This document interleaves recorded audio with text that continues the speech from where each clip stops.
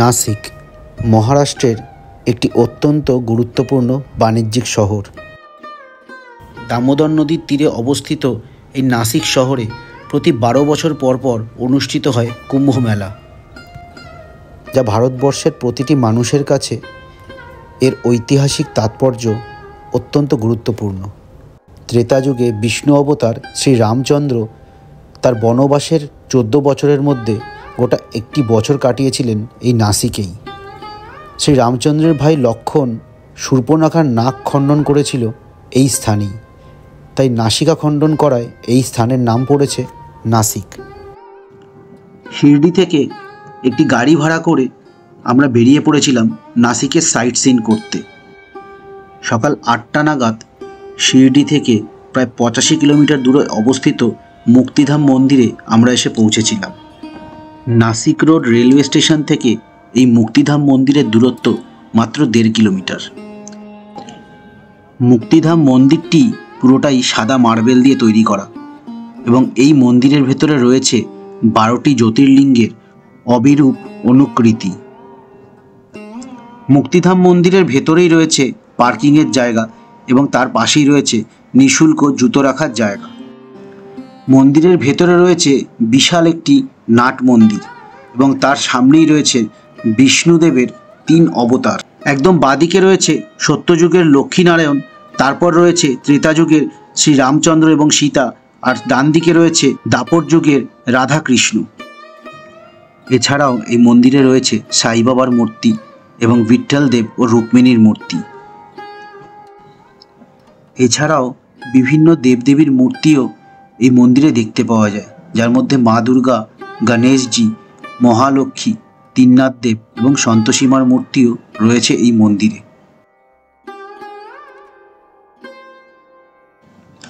শ্রী নারায়ণেরও বিভিন্ন অবতারের মূর্তি এই মন্দিরে রয়েছে।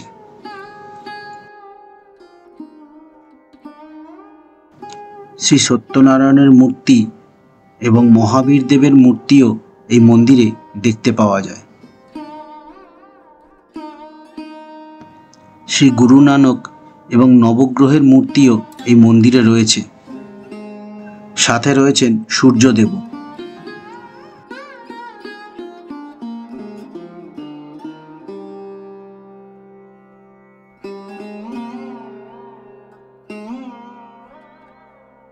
মুক্তিধাম মন্দিরের ভেতরে বদ্রীনাথ ধামেরও বিভিন্ন দেবদেবীর পুজো করা হয়।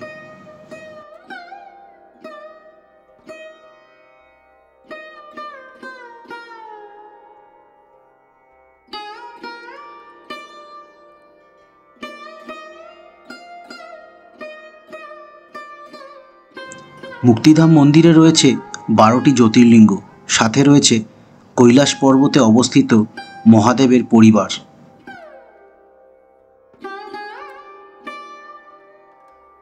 এই মন্দিরে কাশী বিশ্বনাথ মন্দিরের শিবলিঙ্গের রেপ্লিকা এবং নেপালের পশুপতিনাথ মন্দিরের শিবলিঙ্গের রেপ্লিকাও রয়েছে। মুক্তিধাম মন্দিরের পেছনেই রয়েছে গোকুল ভক্ত নিবাস, যেখানে খুব কম দামে থাকার জন্য রুম পাওয়া যায়। মুক্তিধাম মন্দির থেকে রওনা হয়ে আমরা পৌঁছালাম পঞ্চবটিতে। মুক্তিধাম মন্দির থেকে পঞ্চবটির দূরত্ব প্রায় 14 কিলোমিটার। পার্কিং জোনে গাড়ি পার্ক করে আমরা পৌঁছালাম অটো স্ট্যান্ডে। আমরা এখন দাঁড়িয়ে আছি গোদাবরী নদীর তীরে অবস্থিত পঞ্চবটিতে। এখান থেকে একটা অটো নিচ্ছি। এখান থেকে 2 রকমের দর্শন হয়, একটা পঞ্চবটির 11টা পয়েন্টের দর্শন আর পঞ্চবটির সাথে হয় তপবনের দর্শন। তো আমরা অটোটা বুক করছি। ফিক্সড রেট এখানে ইউনিয়নের রেট 650 টাকা, ইনক্লুডিং গাইড আর ওয়েটিং টাইম। টোটাল 1 থেকে 1.5 ঘন্টা সময় লাগে। পঞ্চবটি আর তপবনে যত মন্দির আছে আর সব মন্দিরগুলো দেখানো হয়, কোথায় কী ইনসিডেন্ট হয়েছিল সেগুলো দেখানো হয়। তো এটা 1 থেকে 1.5 ঘন্টা সময় লাগে। 650 টাকা হচ্ছে চার্জ। এই অটোটায় করে আমরা যাচ্ছি 5 জন। এখানে পার্কিংয়ে আমাদের গাড়ি রেখে দিয়েছি। পার্কিং চার্জ কত সেটা আমি এখনও জানি না। আর সামনেই রয়েছে গোদাবরী নদী। মোটামুটি শুকিয়ে গেছে নদী এখন, শীতকাল, কিন্তু অনেক বড় আর নদীর চারিপাশে কিন্তু মন্দির দিয়ে ঘেরা। খুব সুন্দর জায়গা। টেম্পারেচার মোটামুটি আছে, হালকা গরম লাগছে। চলুন যাওয়া যাক।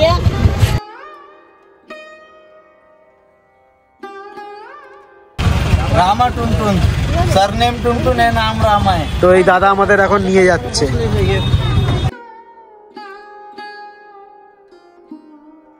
এখন এসে পৌঁছেছি পঞ্চবটির প্রথম মন্দির, যেটা হচ্ছে লক্ষ্মীনারায়ণ মন্দির। আমরা জানি কুম্ভ মেলা প্রধানত ভারতবর্ষের 4টে জায়গায় হয়, হরিদ্বারে, উজ্জয়নে, প্রয়াগরাজে এবং নাসিকে। নাসিকের এই মন্দির থেকে কুম্ভ মেলা শুরু হয়। 2027 সালের কুম্ভ মেলা কিন্তু নাসিকের এই দামোদর নদীতেই হবে এবং যত ঋষিমুনিরা আসবেন সবাই কিন্তু এই মন্দিরে পুজো দিয়ে কুম্ভ মেলা শুরু করবেন। শ্রী রামচন্দ্র এখানে এসেছিলেন এবং 1.5 বছর এখানে ছিলেন পঞ্চবটিতে। তো তখন এই মন্দিরের এখানেও কিন্তু শ্রী রামচন্দ্র এসেছিলেন। ये लक्ष्मी नारायण मंदिर जो नासिक माँ कुंभ मेला इधर से स्टार्ट होता है, इधर से ही साधु संतों का पूजा अर्चना होके जिधर लास्ट में जाएंगे त्रिवेणी संगम, रामकुंड, उस जगह पे साई स्नान के लिए जाते। जाइए इधर का दर्शन करना। Lakshmi Narayan place Kumbh Mela starting place. Treta যুগে শ্রী রামচন্দ্র বনবাসের সময় পঞ্চবটিতে প্রায় 1.5 বছর সময় কাটিয়েছিলেন এবং মাঝে মাঝে উনি এই মন্দিরে এসে ঋষিমুনিদের আশ্বাস দিতেন যে উনি রাক্ষসগণের বিনাশ করবেন। পঞ্চবটির আলোতে, বাতাসে, মাটিতে আজও অনুভূতি রয়েছে শ্রী রামচন্দ্রের। কুম্ভমেলার শুরুতে এই মন্দিরে পুজো দিয়েই বিভিন্ন ঋষিমুনিরা তাদের কুম্ভমেলা শুরু করে এবং এগিয়ে যান শাহী স্নানের জন্য। यहाँ के ऋषि मुनि लोग तपस्या करते थे। भगवान राम हर एक ऋषि मुनियों के आश्रमों में जा जाकर सबको सांत्वना दिए कि हम आ गए हैं, आप लोग निर्भय हो जाइए, आप राक्षसों का विनाश करेंगे। और यहीं पे रहकर उन्होंने अनेक दुष्ट अत्याचारी राक्षसों का वध किया और ऋषि मुनियों को शांति प्रदान किए। লক্ষ্মীনারায়ণ মন্দির থেকে বেরিয়ে আমরা রওনা হলাম লক্ষণ শেষনাগ অবতার মন্দিরের দিকে। শ্রীরামের কি বড় दर्शन होता है। ये लक्ष्मण तपस्या टेम्पल है। हाँ, लक्ष्मण शेषनाग अवतार शूर्पणखा का नक कटा। जाइए अच्छा, यहीं पे। हाँ, পেরিয়ে গেছে প্রায় 7000 বছর, তবে শ্রী রামচন্দ্রের অনুভূতি যেন আজও অনুভব করা যাচ্ছিল পঞ্চবটির প্রত্যেকটি জায়গায়। শ্রী লক্ষণ শূর্পণখার নাক কেটে দেওয়ার পর তার ভাই খর এবং দূষণও প্রায় 14,000 রাক্ষস সৈন্য নিয়ে শ্রী রামচন্দ্রের ওপর আক্রমণ করেছিলেন। ত্রেতা যুগে পঞ্চবটিতে ছিল দণ্ডকারণ্য জঙ্গল, সেখানেই শ্রী রামচন্দ্রের সাথে যুদ্ধ হয় খর এবং দূষণের এবং উনি 14,000 রাক্ষস সৈন্যের সাথে খর এবং দূষণকে বধ করেছিলেন। বজরংবলীর মন্দির আছে, স্বয়ম্ভু বজরংবলী, স্বয়ম্ভু হনুমানজি। বলা হয় এই পাথরটা, এই বজরংবলীর পাথরটা এখানে নিজে থেকে তৈরি হয়েছে।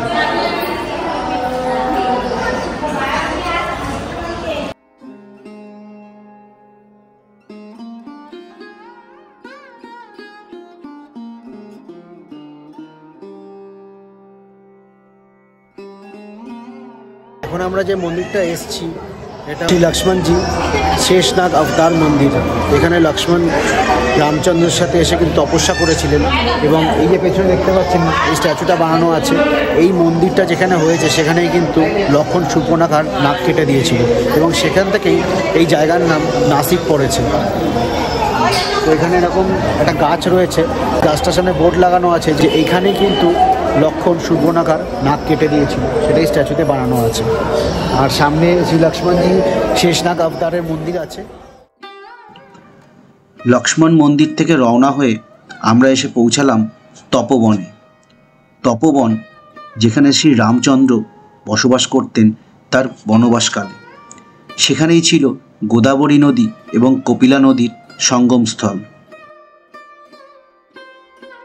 কুম্ভমেলার সময় ঋষিমুনিরা লক্ষ্মীনারায়ণ মন্দিরে পুজো করে এই সঙ্গমস্থলে এসেই পুণ্যতিথিতে পুণ্য স্নান করেন।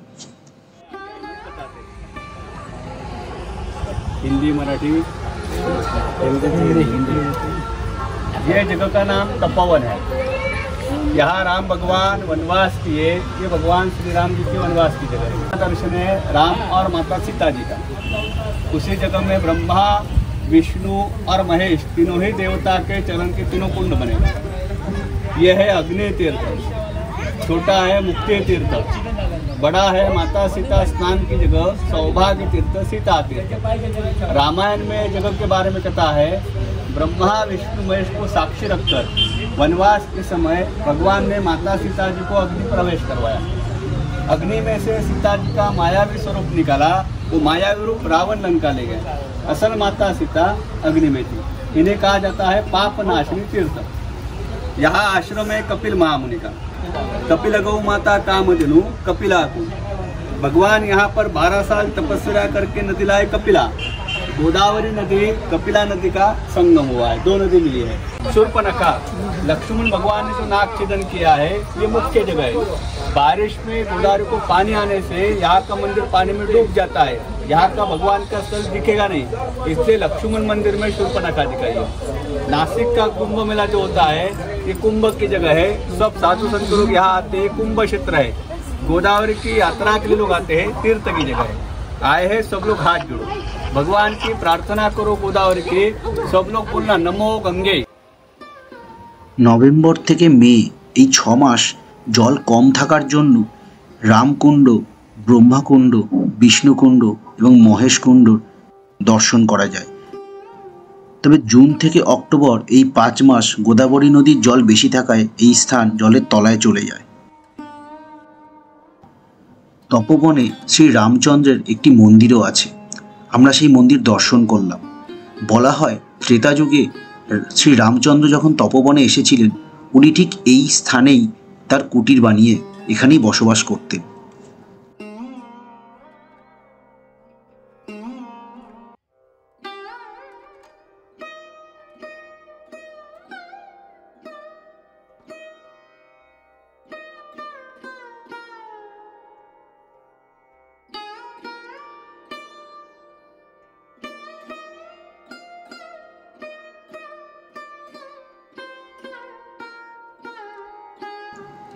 এরপর আমরা যে মন্দিরটিতে গেলাম, সেখানেই শ্রী লক্ষ্মণ শ্রী সীতামায়ের চারিপাশে লক্ষ্মণ রেখা টেনেছিলেন এবং এই স্থান থেকেই রাবণ শ্রী সীতামাকে হরণ করে নিয়ে গেছিল।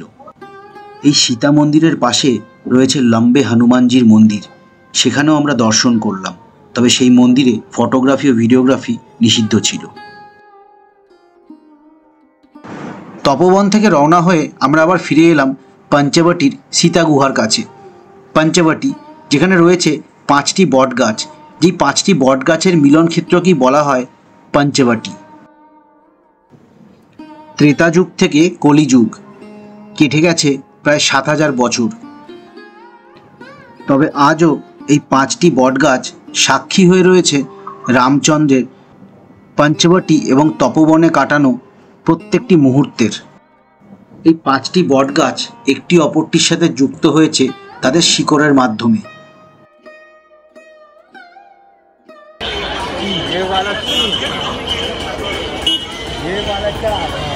और वो वाला पार्ट जिसको बोलते हैं पंचवटी। आइए बाहर से सीता माता की गुफा है। जब है ना शूर्पणखा का नाक काटा था लक्ष्मण भगवान, शूर्पणखा उसके भाई के पास गई थी रावण के पास। रावण ने उसके चिचुरे 2 भाई खर दूषण 14,000 सैनिक के साथ भेजे थे राम भगवान से युद्ध करने के लिए। उस समय सीता माता डर ना जाए तो वो गुफा बनाई थी। इस गुफा में सीता माता को एक रात एक दिन के लिए छुपाया था। तो छुपाया क्यों था? ये जंगल का धंधे करना था, तो गुफा कैसे पहचानेंगे? तो राम भगवान ने 5 वट वृक्ष गुफा की निशानी में लगाया था, इसलिए इसको রাবণের 2 ভাই খর এবং দূষণ যখন শ্রী রামচন্দ্রকে আক্রমণ করেছিল, তখন রামচন্দ্র এই গুহার ভেতরেই সীতামাতাকে লুকিয়ে রেখেছিলেন এবং পরবর্তীকালে জঙ্গলের মধ্যে এই গুহাকে খুঁজে পাওয়ার জন্যই এই 5টি বটগাছের শিকড়কে একত্রিত করে চিহ্নিত করে দিয়েছিলেন। এক রাতের জন্য সীতামা এই গুহার ভেতর লুকিয়েছিলেন। এই গুহার নাম সীতা গুহা।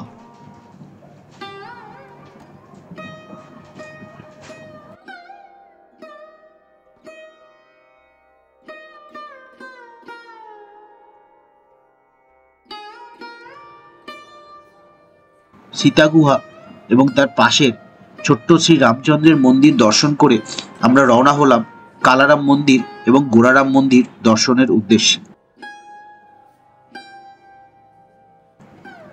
পঞ্চবটির সীতা গুহার থেকে মাত্র কয়েক মিনিটের দূরত্বেই রয়েছে কালারাম মন্দির। তবে এই মন্দিরে ফটোগ্রাফি অথবা ভিডিওগ্রাফি পুরোপুরি নিষিদ্ধ ছিল, তাই মন্দিরের ভেতরের কোনো ফটো অথবা ভিডিও আপনাদের সাথে শেয়ার করতে পারলাম না। এই মন্দিরের ভেতর শ্রী রামচন্দ্রের কালো রঙের মূর্তি রয়েছে। কালারাম মন্দিরের পাশেই রয়েছে গোরারাম মন্দির। তুলনামূলকভাবে গোরারাম মন্দির বেশ ছোট। এই মন্দিরে শ্রী রামচন্দ্রের সাদা রঙের মূর্তি রয়েছে। কালারাম মন্দির এবং গোরারাম মন্দির দর্শন করে তারপর আমরা পৌঁছলাম কপালেশ্বর মহাদেব মন্দিরে।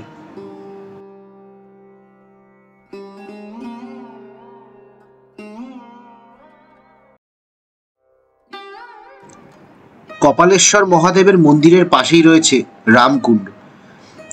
স্বয়ং শ্রী রামচন্দ্র গোদাবরী নদীর জলে স্নান করেছিলেন এবং বলা হয় শ্রী বিষ্ণু এবং শ্রী মহাদেবও এই গোদাবরী নদীর জলে স্নান করে পাপমুক্ত হয়েছিলেন।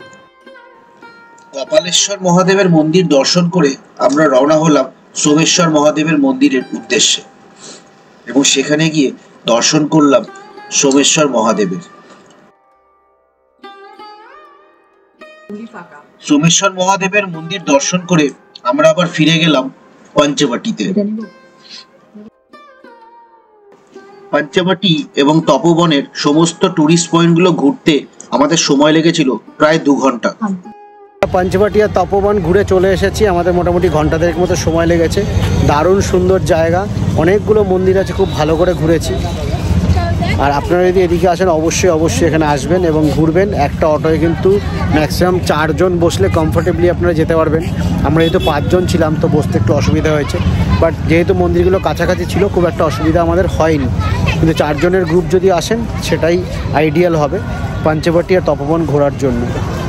আর এখানে দেখুন খুব সুন্দর লাগছে, এই দামোদর নদীর সামনে কিন্তু অনেকে ঘুড়ি ওড়াচ্ছে। এখানে ঘুড়ি ওড়ানোর কনসেপ্টটা কিন্তু এখনও আছে দেখে বেশ ভালো লাগছে। আমাদের কলকাতায় তো এখন বিশ্বকর্মা পুজো 15ই আগস্টেও ঘুড়ি প্রায় দেখাই যায় না, কিন্তু এখানে সারা বছরই কিন্তু এরকম ঘুড়ি উড়িয়ে থাকে। আর বছরের বিভিন্ন সময় কিন্তু এখানে ঘুড়ি ওড়ানোর ফেস্টিভ্যালও হয়। 2027 সালের কুম্ভ মেলা অনুষ্ঠিত হবে এই গোদাবরী নদীর তীরে এবং সেই জন্য 2024 সাল থেকেই নাসিকের সমস্ত মন্দিরের পুনর্নির্মাণের কাজ শুরু হয়ে গেছে। পঞ্চবটি, তপবন এবং মুক্তিধাম ছাড়াও নাসিকের চারিপাশে অনেকগুলি দর্শনীয় স্থান আছে, যার মধ্যে অন্যতম ত্র্যম্বকেশ্বর জ্যোতির্লিঙ্গ। পরের পর্বে ত্র্যম্বকেশ্বর জ্যোতির্লিঙ্গ দর্শনের সমস্ত তথ্য আমি আপনাদের সাথে শেয়ার করব। তবে এই ভিডিওটা যদি আপনাদের ভালো লেগে থাকে তাহলে ভিডিওটা অবশ্যই লাইক করবেন, আর আমার চ্যানেলে নতুন এসে থাকলে চ্যানেলটি অবশ্যই সাবস্ক্রাইব করবেন। আপনাদের সাথে খুব শীঘ্রই দেখা হবে পরের ভিডিও। ততক্ষণ দেখতে থাকুন ট্রিপ টু ওয়াচ আর সঙ্গে থাকুন।